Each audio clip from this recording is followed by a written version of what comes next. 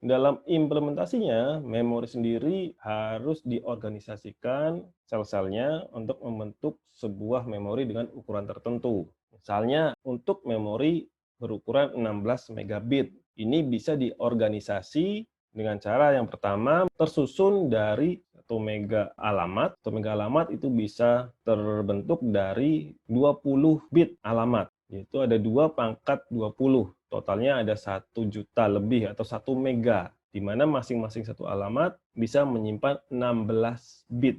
Ya, Word dengan ukuran 16 bit. Jadi totalnya adalah 2 pangkat 20 dikali 16 bit, sama dengan 16 megabit. Atau bisa juga tersusun dari sebuah bit pada sistem chip yang isinya 16 slot, chip 1 megabit.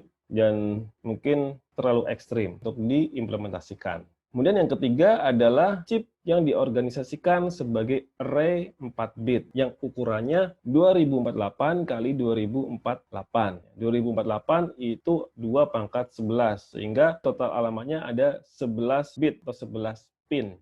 Pada memori jenis ini, ya, yang dengan organisasi seperti ini, ketika alamatnya ditambahkan 1 pin, maka kapasitasnya bisa meningkat sampai 4 kali lipat.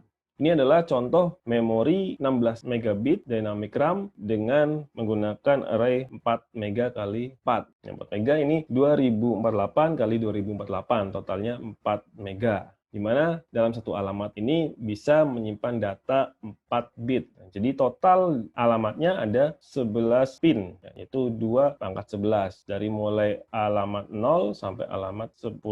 Kemudian datanya 4 bit untuk satu alamatnya.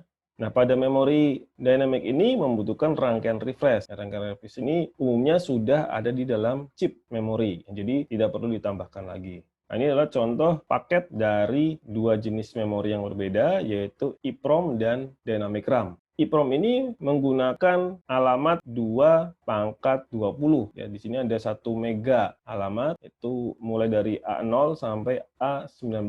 Ini setiap alamat ini menyimpan 8 bit. Di sini ada 8 bit jalur data, mulai dari D0 sampai D7. Jadi kapasitasnya adalah 2 pangkat 20 dikali 8, yaitu totalnya 8 megabit. Kemudian yang kedua ini adalah gambar dynamic RAM berukuran 16 megabit yang alamatnya ada 11 pin atau 2 pangkat 11 kali 2 pangkat 11, di mana setiap alamat menyimpan 4 bit data. Di sini jalur datanya ada mulai dari D0, D1, D2, dan D3. Ada 4 bit data. Jadi totalnya memori jenis ini bisa menyimpan 16 megabit. Itu 2 pangkat 11 kali 2 pangkat 11 kali 4 bit. Nah, dengan kapasitas yang sama, memori jenis dynamic RAM ini bisa berukuran lebih kecil karena jumlah pin-nya lebih sedikit.